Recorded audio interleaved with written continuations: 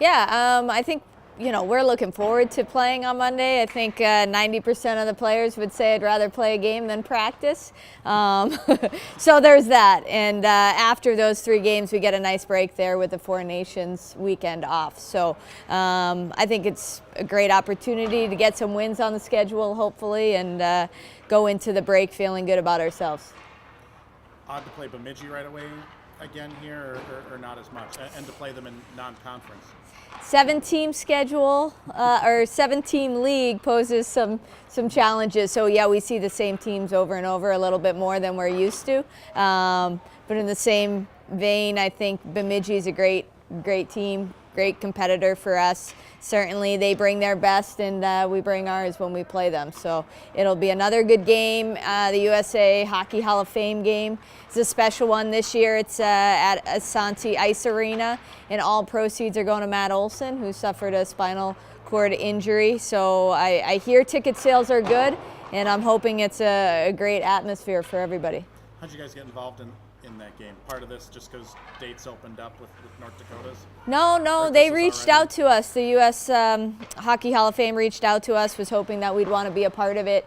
They had identified Matt Olson and Asante in the Cambridge area as a place that they wanted to bring the game to. So us being a little further north, it made sense.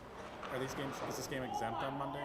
It is non-conference and exempt, yes. Okay, so it doesn't count towards our, St. Cloud, what have you seen out of them? A team you'll also be seeing a lot this year, the first of quite a bit, 5 meetings, I guess, with them.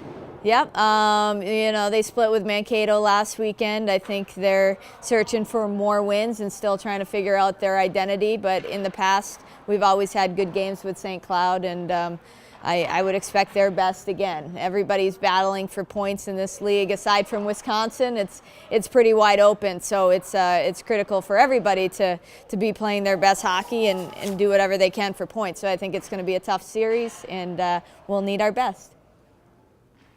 Bemidji, what were your thoughts on them as a whole? It kind of looks like, from what I saw when they played Minnesota and they played you guys really tough, that they're right up there with you and the Gophers this year, challenging for, I guess, 2, 3, and 4 spot, right? Yeah, I think they're very good. I think their schedule was similar to ours, with them opening up with, a couple non-conference series, one including Clarkson, then they played Minnesota, then they played Wisconsin, and then us. So they've had a tough schedule, which has made them good, but their win-loss columns don't necessarily reflect the team that they are. I think they're very good. The difference with Bemidji now versus in the past is they have some high-end players that can put the puck in the net. They have some very offensive defensemen. They play a smothering style in the O-zone now as well as in the D-zone. And whenever you go to Bemidji, you know it's going to be an incredibly physical matchup, and it was incredibly physical. And for us, we like to skate, we like to move, we like to use our speed, and they did a good job of bottling that up on Saturday, whereas on Friday we were able to get at them. And on Friday we got that first goal, which always helps a ton, and then we were able to double that in the first period. And so just with a little confidence, you can play a little differently, and I think that was the difference between Friday and Saturday nights. The team kind of learned that when you're playing, obviously against Minnesota, Boston College, it's always going to be up and down, wide open. When you're playing a Bemidji or St. Cloud or anything, if you want to play your game, you got to get up a goal in too early, right? It certainly helps. I think we have to avoid letting them play the game that they want to play as well. We talked about them wanting to smother us on the wall. So where you put pucks, if you're putting them in the corner, if you're staying on the perimeter, they're pretty happy with that. So figuring out how to attack that juggernaut in front of their net, and also not playing into what they're trying to do. Let's get the puck to the middle on breakouts. Let's get the puck to the middle on neutral zone regroups. Keep the puck in the middle of the ice so that we can use our speed. And as we attack over the blue line, we need numbers. We need people to move and go. So it was our first game of that style this year. And I think we learned a lot, and we'll be ready to go on Monday. And Friday and Saturday. What the younger players that you've had, their progression, obviously, I think we talked about this last week, but it kind of feels like if they're able to get 1 or 2 wins here back to back, put together a good weekend, that they might like it's like you say, the confidence might propel them to winning some of these close games. Yeah, absolutely. I'm really happy with the way, Ashton Bell's playing. She doesn't look like a freshman when she's out there. She's one of our most physical, durable players right now, and it's showing, and she's putting the puck in the net. Naomi Rogi had a goal in each game last weekend, also playing tough and physical.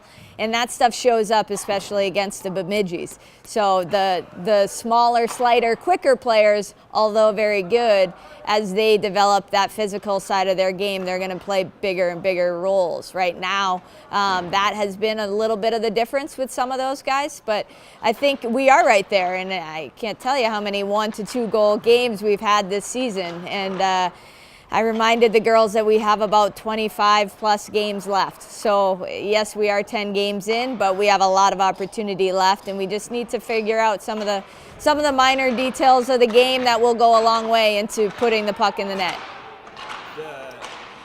The points available against St. Cloud, I mean, I guess there's obviously no more points available, but are these more valuable so that, when Wisconsin or Minnesota takes points off on teams like this, that you're right there and not maybe losing ground?